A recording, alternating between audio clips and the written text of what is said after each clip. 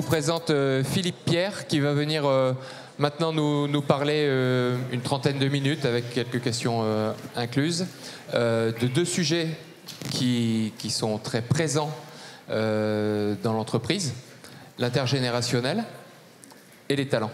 Merci de l'accueillir.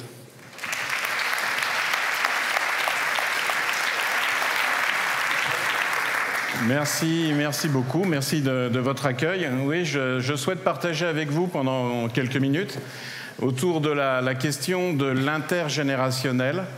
Comment travailler avec quelqu'un qui, a priori, ne nous ressemble pas tout à fait. Mais vous verrez que je ne suis pas Y-ologue.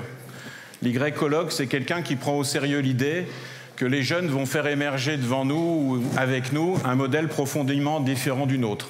Je ne le crois pas. Je pense au contraire qu'il n'y a peut-être jamais eu au sein de la même classe d'âge, au sein de la jeunesse, autant de différences relatives à des grandes dimensions comme le rapport au temps. Isaac Getz a beaucoup insisté au début de son intervention sur le pointage, sur le flicage, le rapport à l'espace et le rapport à l'autorité. Donc vous sentirez, je l'espère, dans mon propos que je ne suis pas Y-ologue, c'est-à-dire que je considère que dans notre jeunesse, il y a une très grande variété en fait, de valeurs, d'attitudes et de comportements. Et puis le deuxième thème que je souhaite lier à cet enjeu intergénérationnel, c'est ce que je vais vous proposer d'appeler avec moi en fait la notion de talent. Et Diane, précédemment, dans l'intervention précédente, a utilisé en fait ce mot de talent. Alors, cette gestion des âges, cet enjeu de la gestion des talents, elle renvoie pour moi plus profondément à une question que je vous propose d'appeler interculturelle. Interculturelle dans l'organisation. C'est-à-dire comment on peut réussir à coopérer avec des personnes qui, de toute évidence, ne partagent pas notre rapport au temps, ont une représentation de l'espace physique et symbolique différente de la mienne, et puis peut-être même recompose ou métamorphose le sens même du travail. Et vous allez sentir dans mon propos, et ce sera pour moi un plaisir aussi d'échanger quelques minutes avec vous, que je vais essayer en fait de défendre l'idée que nous vivons actuellement une métamorphose en fait de la centralité du travail dans nos vies. Moi, je viens d'une éducation, je viens d'un monde dans lequel, au centre de ma vie, il y a la famille, il y a le travail et tout tourne autour. Et si je perds un de ces deux piliers, je perds tout. Et j'ai la chance, car je vais le prendre comme quelque chose d'intéressant, j'ai la chance de rencontrer de plus en plus, en tant qu'enseignant et aussi en tant qu'ancien DRH, des personnes qui n'ont pas cette représentation qui est la mienne du centre. Elles ont plusieurs vies à vivre en même temps. Et donc, dans mon propos, dans les quelques minutes que nous allons passer ensemble, nous allons vivre un chemin, un passage, du centre à des centres, de la pyramide au réseau, du « où » au « et ». Et ce que je vais défendre aussi comme conviction, c'est que l'organisation de demain, le crédit agricole de demain, nos entités demain, ne vont pas nous amener à un passage d'un modèle à un autre, d'une certaine manière, d'une forme d'aliénation à une forme de libération. Demain, de mon point de vue, ce sera la coexistence des modèles qui fera en fait la condition de création de valeur. Et donc, je le dis souvent d'une formule un peu rapide, le management de la diversité, c'est d'abord la diversité de son propre management. Et ce que je vais défendre comme idée, c'est que nous allons avoir en face de nous, dans nos équipes au quotidien, si on s'y prend bien, c'est-à-dire si on intègre des personnes différentes, mais réellement, en essayant de les intégrer dans un temps long, eh bien nous allons avoir face à nous, c'est ma conviction, plusieurs modèles d'organisation, plusieurs ressorts de motivation, et d'une certaine manière, nous aurons face à nous une diversité plus forte. Et donc, dans ma prise de parole, pendant ces quelques minutes, je vais vous proposer 5 modèles d'organisation, c'est-à-dire 5 manières d'envisager sa carrière, 5 manières d'envisager le travail et peut-être de coopérer, comme Diane nous y a invités il y a quelques minutes, coopérer avec des personnes qui ne nous ressemblent pas. Ces 5 modèles d'organisation, je leur ai donné des noms avec mes collègues. Le premier, c'est la loyauté, je n'en dis pas plus, modèle de la loyauté. Le deuxième, c'est l'employabilité. Le troisième, c'est la communauté de métier. Le quatrième, c'est l'entreprise plateforme. Et le cinquième, c'est ce que j'aurais plaisir à partager avec vous, c'est l'horizon de l'archipel, où on risque de rencontrer dans ce cinquième modèle, très fortement, des personnes qui ont véritablement plusieurs vies à vivre en même temps, et parfois même sur la même semaine. Alors ces 5 modèles d'organisation sont des illustrations, elles sont surtout une invitation. L'invitation, c'est de s'étonner volontairement. Je pense que la transformation n'est possible que si chacune et chacun d'entre nous, nous cassons les os de la tête. Se casser les os de la tête. La formule est un peu radicale, hein. Elle renvoie à Ludwig Wittgenstein, le philosophe, le mathématicien. Se casser les os de la tête. S'étonner volontairement.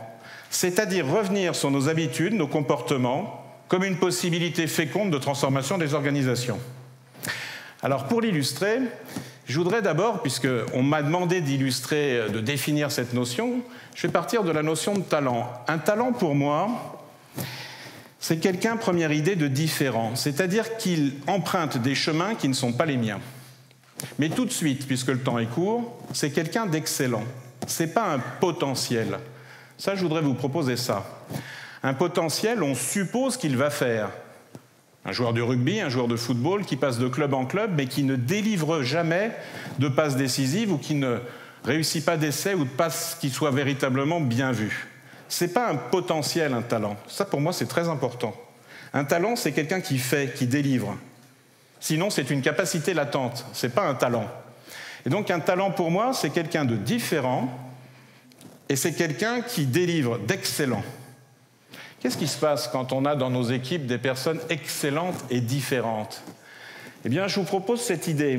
Elle nous renvoie, les talents, souvent, à notre incompétence consciente. C'est-à-dire qu'un talent, de mon point de vue, il convient de le protéger. De le protéger de qui? De ceux que je vais appeler avec vous des hauts potentiels. Mais alors attention, ce n'est pas la définition classique que donnent les DRH du haut potentiel. Ma définition, c'est celle-ci. Le haut potentiel, il est dans le viseur du chef.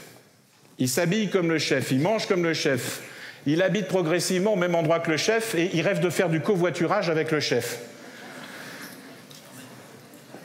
J'en ai rencontré quand j'ai travaillé dans des grandes organisations et aujourd'hui au contact de nombreuses PME. Le haut potentiel nous renvoie en fait au risque permanent d'absence d'étonnement volontaire.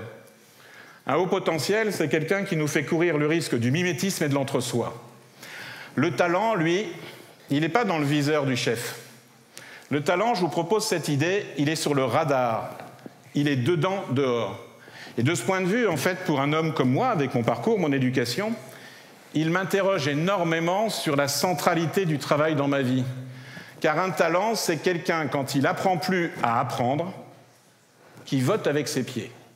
Voter avec ses pieds, c'est partir pour aller essayer de trouver ailleurs une occasion d'apprentissage féconde.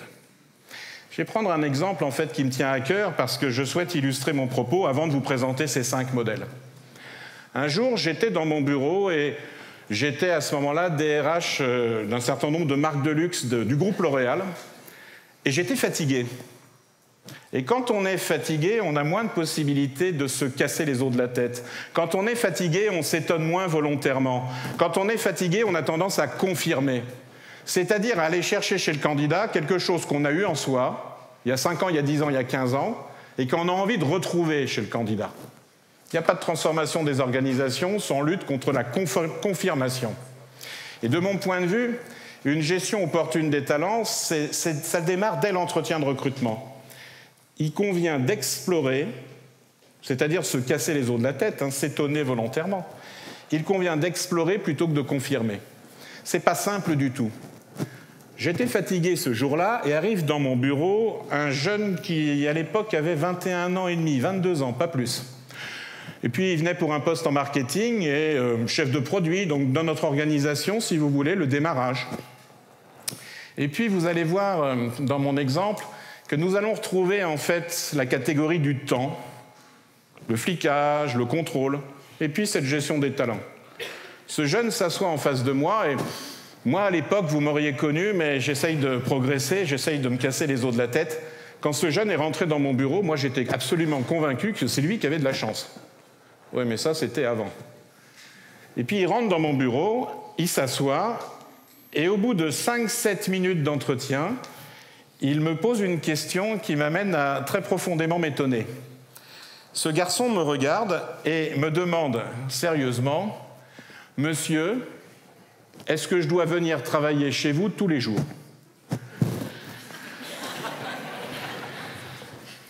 C'était la première fois en 108 ans chez L'Oréal qu'on avait la question.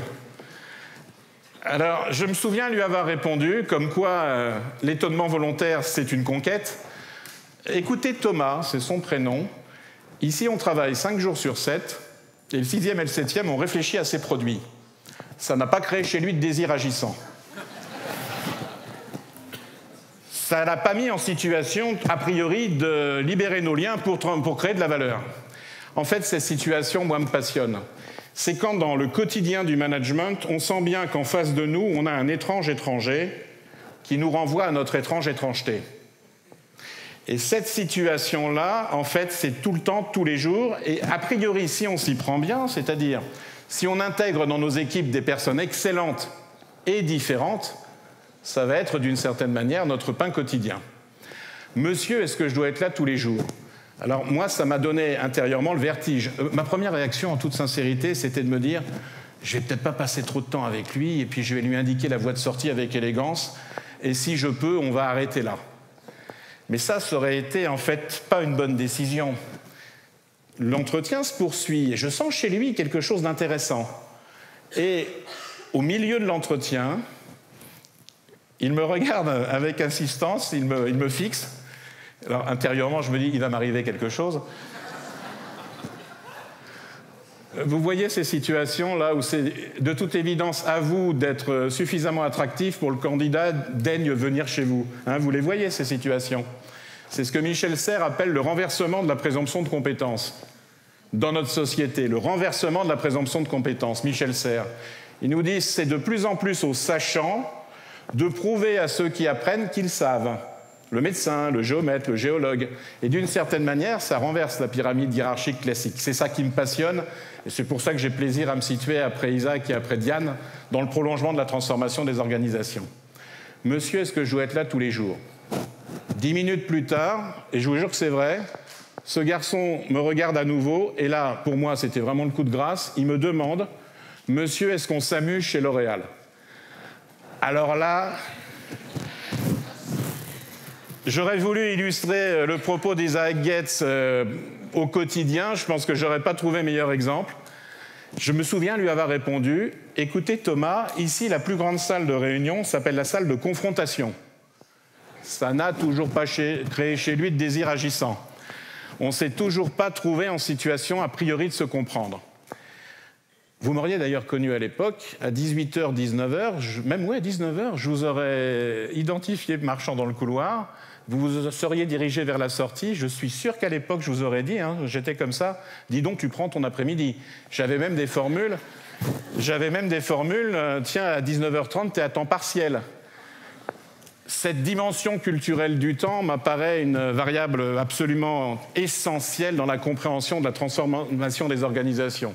C'est une science, l'anthropologie l'appelle la chronémie, et de nombreux auteurs ont travaillé sur ce sujet absolument central des organisations. Monsieur, est-ce que je dois être là tous les jours ? Monsieur, est-ce qu'on s'amuse chez vous ? J'ai senti chez lui quelque chose d'intéressant. Du coup, je n'ai pas confirmé, j'ai distancié mon regard et pendant quelques minutes, j'ai essayé en fait de me mettre à distance de ce que je ressentais quand je le ressentais. C'est ce que je propose aussi d'un point de vue vraiment managérial. Si vous n'avez pas changé d'avis en entretien de recrutement, au cours de l'entretien de recrutement, vous n'avez pas fait d'entretien de recrutement. Si jamais une seule fois, sur les grandes dimensions des compétences de la personne que vous avez en face, vous n'avez d'une certaine manière changé d'avis, c'est que vous avez eu tendance à confirmer, là il convient d'explorer, de s'étonner volontairement.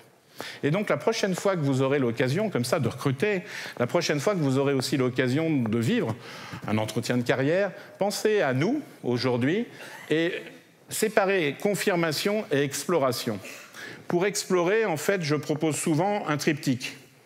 Jamais en un seul lieu physique. C'est ce que j'ai fait avec Thomas. À la fin des 30 minutes d'entretien, je lui ai proposé de marcher avec moi. Et quand on marche avec quelqu'un, on passe de la convivialité à l'intimité. Quand vous marchez avec quelqu'un, vous regardez dans la même direction. Les péripatéticiens, les philosophes grecs en avaient fait une discipline de vie. Et comme vous vous regardez dans la même direction, ça vaut aussi d'une visite fournisseur de retour de voiture. Eh bien, vous avez d'une certaine manière l'impression de découvrir sous un autre angle la candidate ou le candidat. Jamais en un seul lieu physique. Deuxième idée à laquelle je crois, pour se casser les os de la tête, pour s'étonner volontairement, jamais en une seule fois. On peut être assez fasciné en fait par la différence du talent, mais cet homme ou cette femme finalement ne délivre pas, il n'est pas excellent. Troisième chose, jamais tout seul. Croisez et croisons nos avis avec des personnes qui sont ressources, c'est-à-dire qui vous disent des choses avec force, qui vous sont utiles, mais que vous n'avez pas envie d'entendre. Et je vais beaucoup insister sur cette dimension de la transformation des organisations. Il s'agit dans nos équipes de protéger un talent. Pourquoi ? Parce qu'en général, j'insiste, les talents sont mis à mort, sont chassés de l'organisation, par des hauts potentiels qui ne veulent pas en fait qu'il y ait de têtes qui dépassent. Et pour moi, ça renvoie à cette distinction que je fais souvent. Tout nous pousse dans nos organisations à l'égalitarisme, au nivellement. Nos habitudes culturelles, l'environnement, parfois mal compris, juridique, certaines dimensions collectives des rapports de travail. Tout nous pousse à l'égalitarisme. La gestion opportune pour moi des talents, c'est-à-dire l'intégration dans nos équipes de personnes qui ne nous ressemblent pas, c'est une invitation à ce que Isaac tout à l'heure a cité comme l'équité, et il a bien raison. L'équité, c'est marquer des différences, assumer des différences. Ce garçon en face de moi, il est différent. Et ça me fait peur.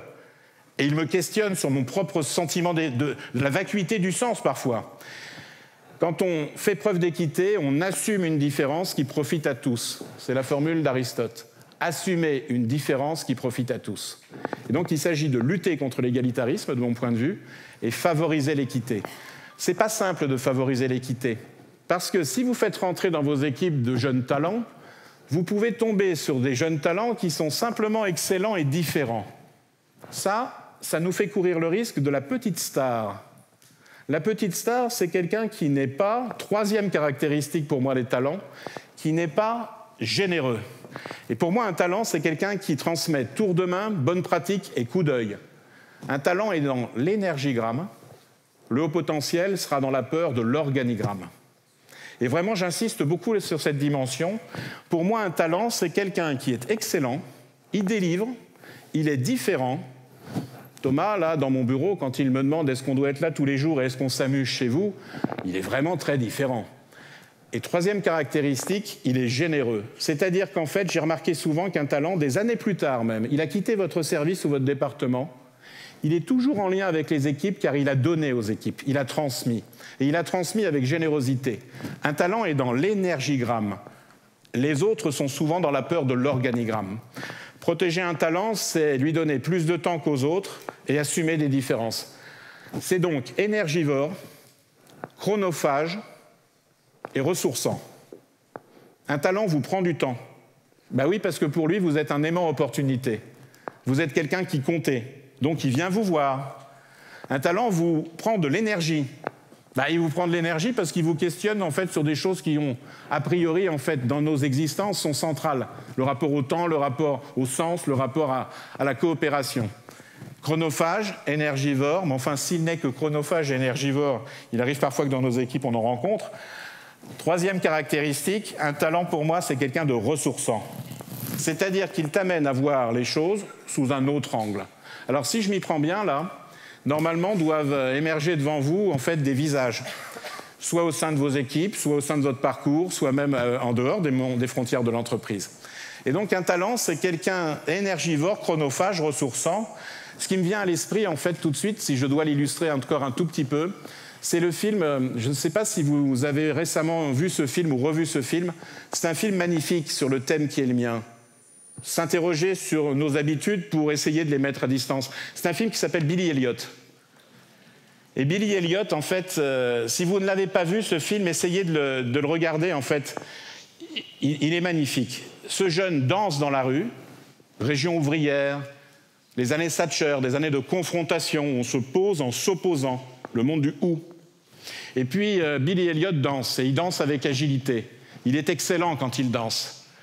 Et puis Billy, il est différent parce qu'on voit bien que quand il va voir son père, et il lui dit à son père, « Papa, je veux faire de la danse », son père lui dit « Non, Billy, tu feras de la boxe, car un homme, ça confronte, un homme, ça cogne, ça sait se défendre. » Et ce film est magnifique parce qu'on sent que Billy est excellent, différent, mais qu'il a aussi des capacités de générosité. Qui transforme la vie de Billy Elliot? Sa professeure de danse. C'est ce que je vous propose d'appeler avec moi une femme ressource. C'est ce que nous devrions toutes et tous être un jour pour quelqu'un. Inverser un parcours de vie, proposer une opportunité de rencontre. C'est comme ça que se font la transformation dans les organisations. Et Diane nous l'a montré à l'instant à travers en fait une nouvelle conception de la formation. La professeure de danse, c'est quelqu'un qui, pour le père de Billy, crée au départ une étrange étrangeté. Et puis, je ne délivre pas la fin du film pour ceux qui ne l'auraient pas vu, mais ça se termine bien. Et à la fin, son père, en fait, a fait un travail sur lui-même, d'une certaine manière, d'étonnement volontaire. Excellent, différent, généreux.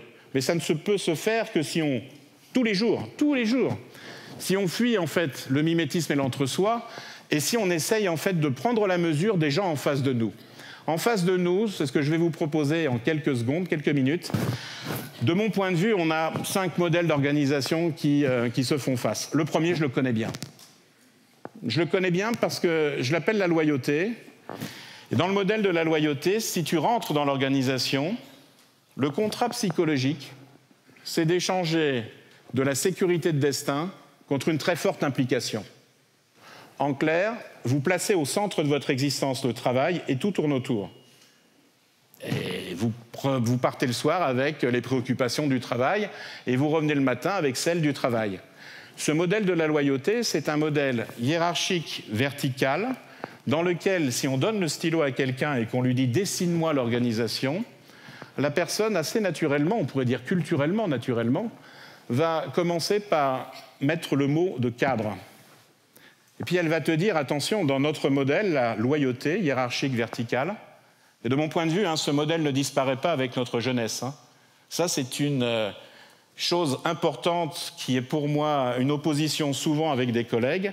Le modèle de la loyauté ne disparaîtra pas, de mon point de vue, avec les générations nouvelles. Il ne faut jamais oublier que dans nos enquêtes, vous avez 35% des jeunes de 18 à 30 ans qui souhaitent rentrer dans la fonction publique et donc qui souhaitent acquérir une sécurité de destin en échange d'une implication.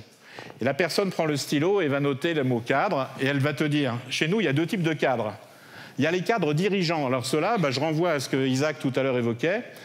Ils sont d'ailleurs en état de lévitation, ils sont d'ailleurs tellement importants qu'ils ont des bureaux à part, ils sont gérés à part, et dans certaines organisations, ils sont même hors cadre ou hors catégorie.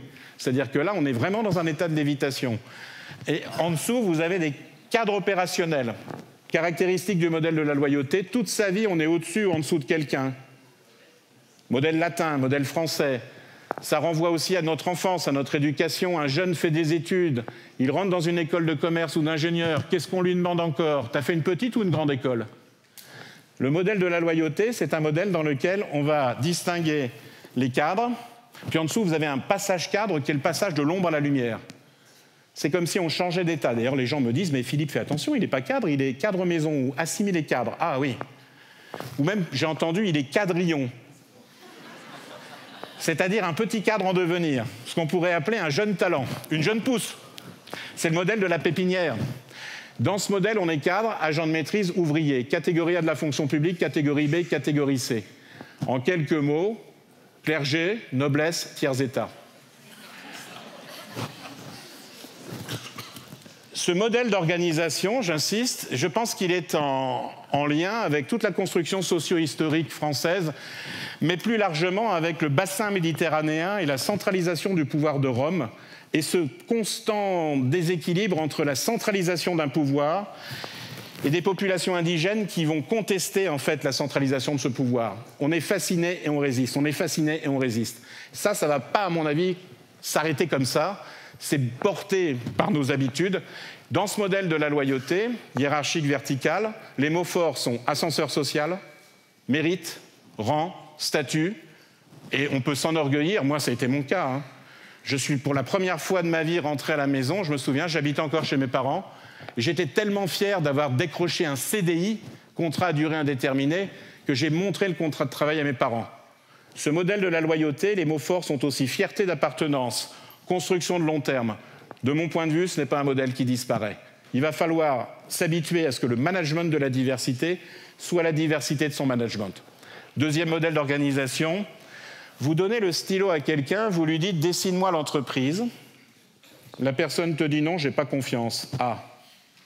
Elle te dit « moi, je vais te dessiner ma carrière ». C'est tout à fait différent, Philippe. Dans le deuxième modèle d'organisation, il y a une chose très importante. Dans le premier, on ne discutait jamais d'argent. Ce n'est pas noble, c'est vil. Et un certain nombre de mes collègues renvoient ça à l'héritage, l'empreinte, des catholicismes sociaux dans lesquels on fait beaucoup de choses pour les autres, jamais en son nom, et on ne parle pas des choses de l'argent. C'était mon cas quand j'étais DRH. Il s'agit toujours en fait de revenir sur ces fondamentaux. Si vous m'aviez connu à l'époque, je vous jure que c'est vrai, vous rentriez dans mon bureau, je sentais chez vous que vous vouliez me parler un tout petit peu monnaie, incentive, comme l'a dit Isaac tout à l'heure. À ce moment-là, je vous offrais un café et je vous disais « t'inquiète pas, ça viendra ». C'est-à-dire que j'étais vraiment l'homme du centre, c'est-à-dire l'homme qui était dans un contrat psychologique où on échangeait de la sécurité de destin contre une très forte implication. Et j'attendais de moi et j'attendais de nous qu'on place au centre de nos existences le travail. Deuxième modèle, l'employabilité. Là, dès les 5 premières minutes de l'entretien, on parle d'argent, de package. Le deuxième modèle, en fait, renvoie plutôt aux pays anglo-saxons.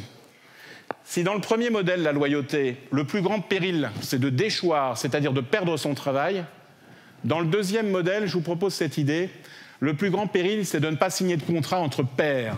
Et donc, si je fais ce passage rapide, on est en train de passer du pair, premier modèle, domination masculine dans le premier modèle, dans les sphères de direction, au pair, PARS. Et donc, dans le deuxième modèle, qui fait ta carrière? D'abord ton corps, la résistance de ton corps, les chasseurs de tête, les réseaux d'anciens. Et progressivement, tu te dis de toute manière, je ne resterai pas très longtemps dans l'organisation, car ma meilleure garantie, c'est l'employabilité. Alors, dans mon dernier livre, le livre du manager, j'ai donné à voir en fait de ces deux modèles. Le premier, c'est la loyauté, modèle méditerranéen, latin. Le second, c'est l'employabilité. Et on sent bien que dans nos équipes, il y a coexistence des deux. Et le troisième, parce que le temps court, le troisième, c'est ce que je vous propose d'appeler la communauté de métiers. Google, Apple, Facebook, cabinet d'avocats, cabinet d'architectes quand ils ont atteint une certaine taille. Si dans le premier modèle, c'est le chef qui fait ta carrière, à partir du moment où il est suffisamment puissant pour parler de toi au chef du chef. Si dans le deuxième modèle, c'est toi sur le marché du travail et par ta mobilité professionnelle, géographique, familiale, qui construit ta carrière, dans le troisième modèle, je vous propose ça, c'est l'intégration dans une petite tribu, dans un réseau professionnel qui te confère de la grandeur.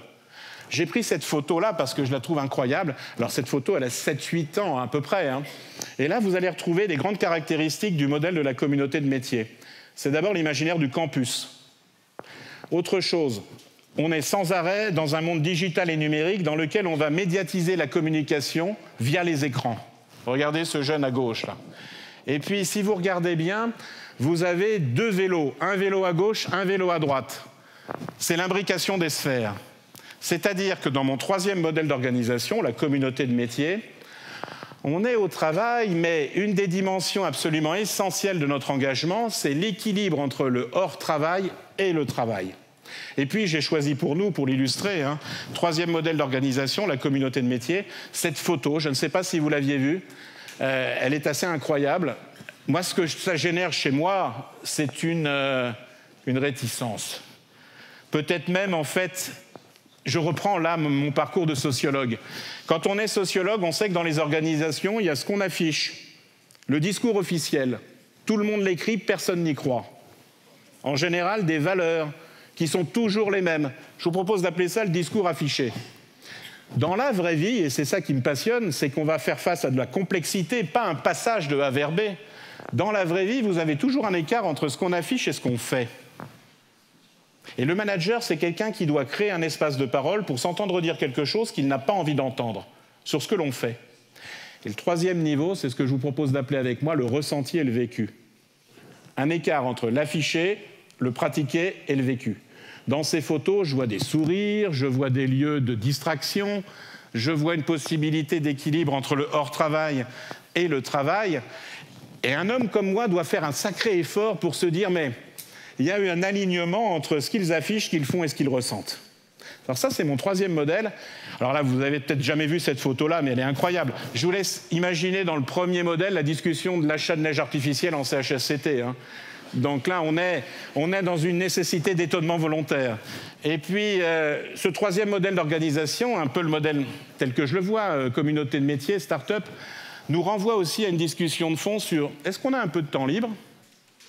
Mais peut-être plus puissamment, est-ce qu'on a du temps libéré psychologiquement dans ce type d'organisation ? C'est une question que je me pose, surtout quand je vois, ça sera ma dernière photo, un caisson de ressourcement, c'est-à-dire la possibilité pendant le travail, mais de quoi parle-t-on dans ces organisations qui reconfigurent la dimension du temps ? On peut se reposer, a priori vivre du plaisir, des formes de ressourcement pendant les horaires. Alors ça sera mon point, non pas de conclusion, mais quand Steve Jobs est mort, sur l'écran d'Apple, vous avez eu son visage pendant 3 semaines.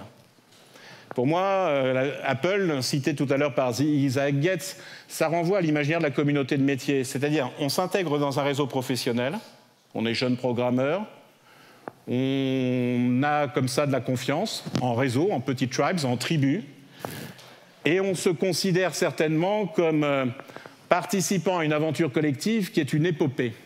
Alors, le temps est court, mais j'offre un livre à la personne qui me trouve, tout de suite, j'offre un livre à la personne qui me trouve, le personnage historique que les gens d'Apple ont placé 3 semaines à l'écran quand Steve Jobs est décédé, et je vous aide, c'est pour moi une très grande figure de l'émancipation des peuples. C'est-à-dire que c'est quelqu'un dans mon imaginaire, dans ma représentation des choses, qui est une figure très importante de libération. J'entends Mandela, et donc je vais avoir comme une belle tâche de distribuer plusieurs livres. Nelson Mandela, exactement. Et Nelson Mandela, avec mes étudiants, c'est une discussion souvent. Qui a le plus transformé dans le quotidien de nos existences ? Le monde, l'humanité. La réponse que font mes étudiants m'amène à me casser les os de la tête et à m'étonner volontairement. Je vais conclure, parce que le temps est court. De mon point de vue, quand on fait face à des personnes qui ne nous ressemblent pas, souhaitons-le talentueuses, on peut avoir une première approche. Je vais l'appeler avec vous monoculturelle. Le siège et sa filiale, Paris et les régions, le centre et la périphérie. Le verbe fort, c'est assimiler. Je te transforme en chose, mais la chose, c'est moi. En clair, je souhaite que tu deviennes ce que je suis et c'est pour ton bien. Ça, c'est une approche qu'ensemble, nous allons qualifier de monoculturelle. Deuxième perspective de traitement des différences dans une organisation. Tu existes, a priori, tu fais ce que tu as à faire, mais tu le fais avec tes méthodes. Je ne veux pas tellement te connaître. On va rester côte à côte. Et là, le verbe fort, ça sera coexister. Si la première perspective historique du premier modèle est certainement plutôt latine, la deuxième est certainement plutôt anglo-saxonne. Dans une perspective multiculturelle, on vit côte à côte, on ne se connaît pas vraiment, et on va créer de la valeur sans véritablement en fait nous transformer. Troisième possibilité, et c'est celle à laquelle je crois, et je crois que c'est ce qui nous rassemble aussi, interculturelle. Dans une perspective interculturelle, quand Thomas me demande est-ce que je dois être là tous les jours, et qu'il ajoute est-ce qu'on s'amuse chez vous, il crée chez moi un étonnement extrêmement fort sur le sens même de mon parcours. Puis ensuite, j'ai envie de regarder comment il fait, je le protège, il travaille. Vous l'avez compris, c'est quelqu'un que j'ai recruté et derrière, il a travaillé très très bien sur 2 grands projets mondiaux qui nous ont permis de créer de la valeur. L'interculturel, pour moi, le mot fort, c'est intégrer. Et je vais vous le dire avec les mots de Claude Lévi-Strauss. Claude Lévi-Strauss, à 99 ans, nous disait ceci: « L'important n'est pas d'ouvrir les autres à la raison, l'important est de s'ouvrir patiemment aux bonnes raisons des autres. » Dans un projet de transformation, c'est ce qu'il convient de faire. Et pour vous remercier de votre attention et conclure, je vais terminer en fait par ce petit trait d'humour, ici, dans une perspective interculturelle, non pas interculturelle, dans une perspective monoculturelle, on sait toujours comment les autres fonctionnent à l'avance. On sort des élections européennes, prenons-le non pas au sens vraiment cartographique des nations, mais comme un imaginaire. Au paradis européen, vous connaissez ça, les Français sont les cuisiniers, les Italiens sont les amants, les Anglais font la police, les Allemands travaillent et le tout est organisé par les Suisses. Ça, c'est quand on sait toujours comment les gens fonctionnent. Sauf que dans l'expérience du réel, dans l'épaisseur des relations entre nous, ce qui se passe souvent, ce n'est pas ce qu'on attend, ce n'est pas une approche monoculturelle. Ce qui se passe souvent et qui émerge, et qui nécessite chez nous tout simplement une capacité de distanciation, c'est peut-être l'enfer. Et l'enfer, c'est quand les Anglais sont les cuisiniers, les Suisses sont les amants, les Allemands font la police, les Français travaillent et le tout est organisé par les Italiens. Je vous remercie.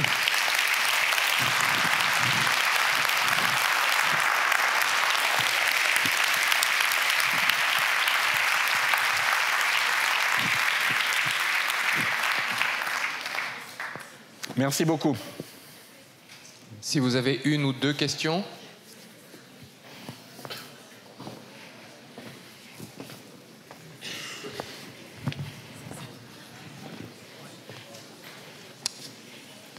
Une fois, deux fois.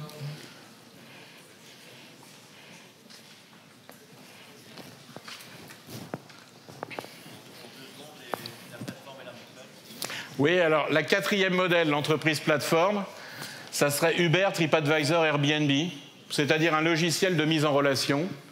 Et la perspective de l'archipel, d'un mot. Je vais prendre un dirigeant qui était avec moi à l'automne dernier et qui me dit « Philippe, je t'ai écouté, j'apprécie ce que tu dis, c'est pas tout à fait faux. Mais moi, je vais te dire une chose. Il y a une semaine, j'avais dans mon bureau un jeune expert comptable de 28 ans.